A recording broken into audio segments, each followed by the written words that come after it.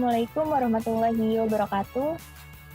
Di sini saya dan teman-teman akan mempresentasikan mengenai organisasi KSM Robotika. Perkenalkan, nama saya Fitriarta Syarfina dan ada 5 teman saya yaitu Jamil Satrio, Amatullah Hidayati Rofiah, Ahmad Fauzan, Haikal Kholiki Rojik, dan Ridwan Ramadan. Kita mempunyai 6 poin yang akan dipresentasikan, yaitu yang pertama ada kepemimpinan, yang kedua ada pengembangan diri, yang ketiga ada persepsi diri, yang keempat ada tim kerja, yang kelima ada komunikasi, yang keenam ada konflik. Presentator pertama yaitu Ridwan. Kepada Ridwan dipersilahkan.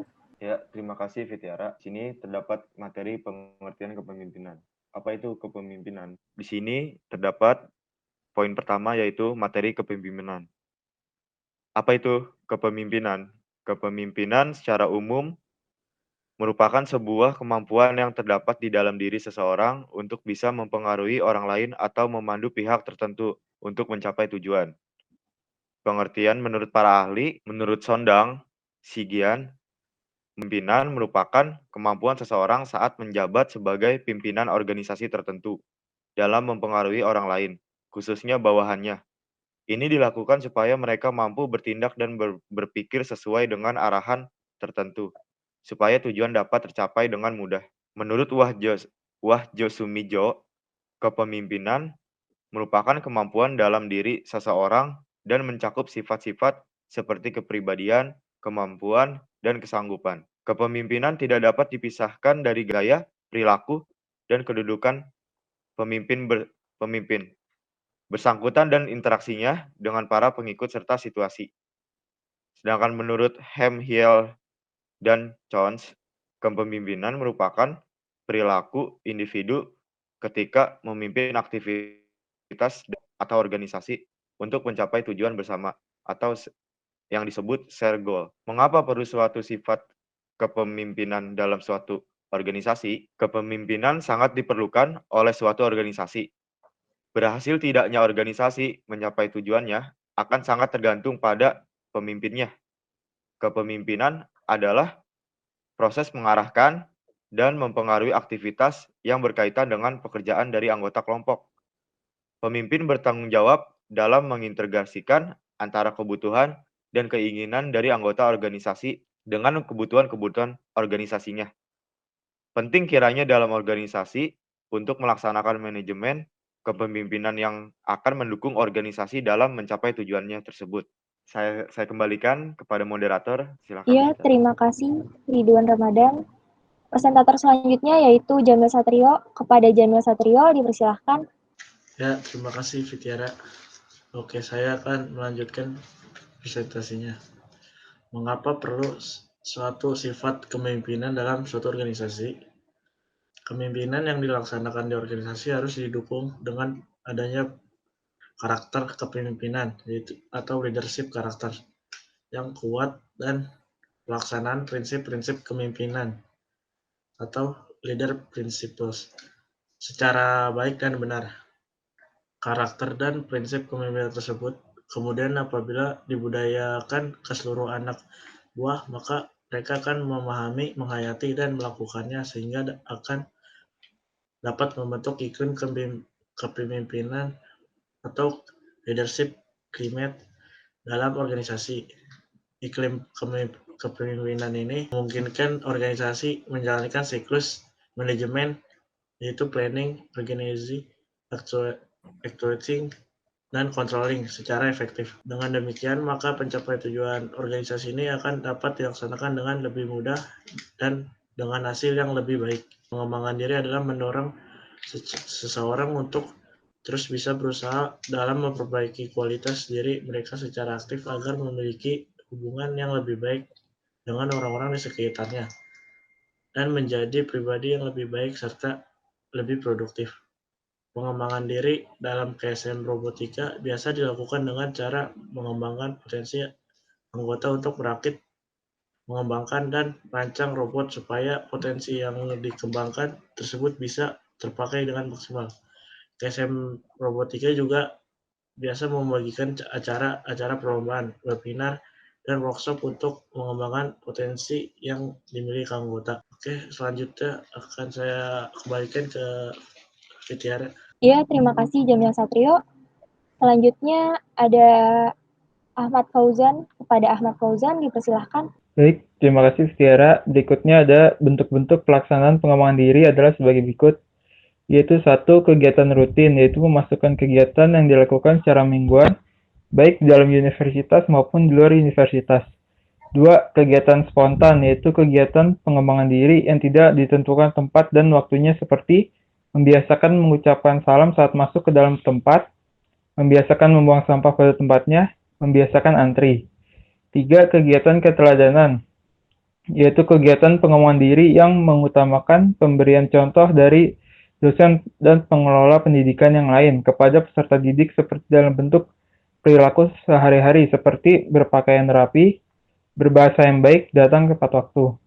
4. Kegiatan terprogram, yaitu kegiatan pembelajaran pengembangan diri yang diprogramkan dan direncanakan secara formal baik di dalam universitas maupun di luar universitas yang bertujuan memberikan wawasan tambahan pada anak tentang unsur-unsur baru dalam kehidupan masyarakat yang penting. Contohnya adalah mengadakan workshop atau video conference berbentuk video Zoom meeting. Next. Berikutnya, tujuan pengembangan diri dalam berorganisasi. Tujuan pengembangan diri adalah memaksimalkan segala potensi yang ada di dalam diri kita, sehingga kita dapat menjadi pribadi yang luar biasa dan mampu bertahan dengan segala perubahan zaman yang datang silih berganti. Dengan kata lain, kita selalu menjadi individu yang unggul, tidak peduli rintangan apapun yang datang ke dalam hidup kita. Tetap bertahan dan unggul atau menjadi kelebihan kita. Salah satu contoh pengembangan diri yang paling sering kita dengar adalah mengenali tujuan hidup kita dengan baik. Setiap orang sibuk berbicara tentang tujuan hidup mereka. Ya, jelas saja. Logikanya bagaimana kita bisa mengembangkan diri sendiri jika kita tidak mengenal dan memahami tujuan hidup yang kita inginkan. Jadi pada intinya kegiatan pengembangan diri memicu kita untuk menjadi lebih terampil dalam mengasah keahlian yang dimilikinya sesuai dengan kecenderungan kompetensi yang telah ada pada diri kita. Baik, selanjutnya saya akan kembalikan ke moderator. Iya, terima kasih Ahmad Fauzan. Presentator selanjutnya yaitu ada Haikal. Pada Haikal dipersilahkan. Ya, selanjutnya tentang persepsi diri. Persepsi diri adalah tindakan menyusun, mengenali, dan menafsirkan informasi sensoris guna memberikan gambaran pemahaman tentang lingkungan. Persepsi meliputi semua sinyal dalam sistem saraf yang merupakan hasil dari stimulasi fisik atau kimia dari organ pengindra. Merupakan suatu proses di mana individu melakukan pengorganisasian terhadap stimulus yang diterima menginterpretasikan, sehingga seseorang dapat menyadari dan mengerti apa yang diterima, dan hal ini juga dapat dipengaruhi oleh pengalaman-pengalaman pada individu yang bersangkutan. Persepsi diri dalam organisasi biasanya ada dalam diri sendiri saat melakukan aktivitas di dalam organisasi tersebut. Persepsi diri di dalam organisasi KSM Robotika ini biasanya muncul pada saat melakukan kegiatan seperti pertemuan mingguan ataupun pertemuan untuk merancang robot. Contohnya, jika merancang robot, lalu kita melakukan kesalahan dan merasa bersalah. Yang kedua, rasa bangga yang muncul ketika proyek berhasil. Yang terakhir, rasa panik ketika melakukan kesalahan pada saat berlangsungnya lomba. Baik, saya akan kembalikan ke moderator. Terima kasih Haikal. Selanjutnya akan dipresentasikan oleh Rofiah. Kepada Rofiah dipersilahkan. Baik, terima kasih Fitiara. Selanjutnya saya akan menjelaskan mengenai kerjasama tim. Kerjasama tim adalah kemampuan yang dimiliki suatu kelompok atau tim kerja dalam bekerja bersama-sama untuk mencapai tujuan, visi, dan misi yang sama. Usaha keras yang dilakukan ditujukan untuk mencapai keberhasilan bersama untuk tujuan organisasi. Dalam KSM Robotika ini, kerjasama tim sangat dibutuhkan untuk mencapai tujuan bersama. Oleh karena itu, dibutuhkan kekompakan para anggota dalam menyelesaikan baik urusan maupun permasalahan dalam tim agar tujuan yang hendak dicapai bersama tersebut dapat terwujud. Lalu ada komunikasi. Komunikasi merupakan aktivitas dasar manusia. Dengan berkomunikasi, manusia dapat saling berhubungan satu sama lain, baik dalam kehidupan sehari-hari. Pentingnya komunikasi bagi manusia Tidaklah dapat dipungkiri, begitu juga halnya bagi suatu organisasi.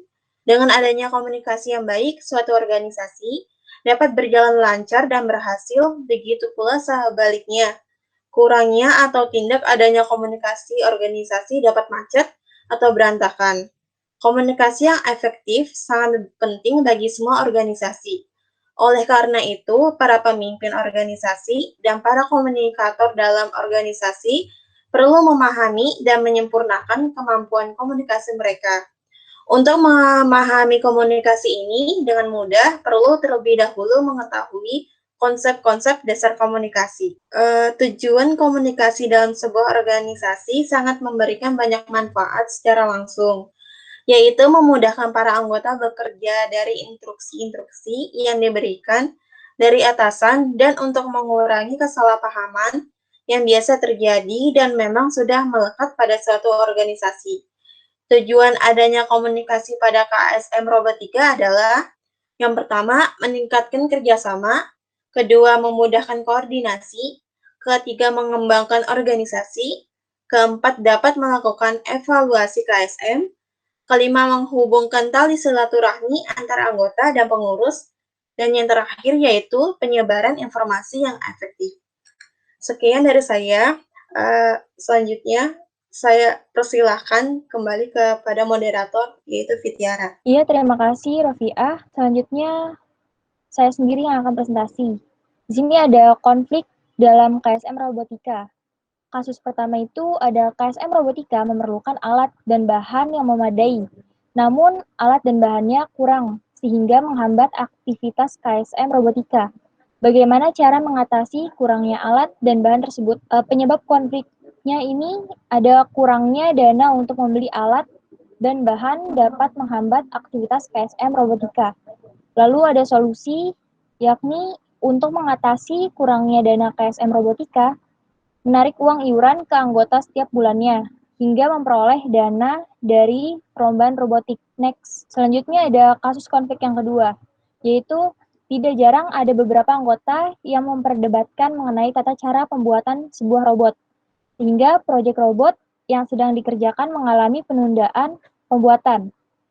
Di sini ada penyebabnya, yaitu perbedaan pendapat antara beberapa anggota KSM Robotika mengenai tata cara pengerjaan proyek robot. Lalu ada solusinya, yaitu tim proyek mencoba satu persatu cara pengerjaan yang diperdebatkan oleh anggota sampai menemukan tata cara pengerjaan yang benar, sehingga proyek pengerjaan robot berjalan dengan cepat. Next. Lalu di sini ada kasus yang ketiga, yaitu KSM Robotika mengadakan perlombaan perakitan robot. Akan tetapi, hanya ada beberapa peserta yang ikut kompetisi ini. Bagaimana cara mengatasinya?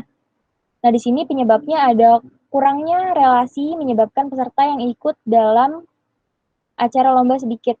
Nah, solusinya yaitu para anggota KSM Robotika membantu mempromosikan kompetisi yang diadakan ke sosial media masing-masing. Pihak KSM Robotika juga harus berkomunikasi dengan baik dengan mahasiswa di luar kampus. Itu yang menjadi relasi agar membuka wawasan berteman dengan universitas lainnya. Next, terima kasih telah melihat presentasi kami. Jika ada kesalahan, mohon maaf.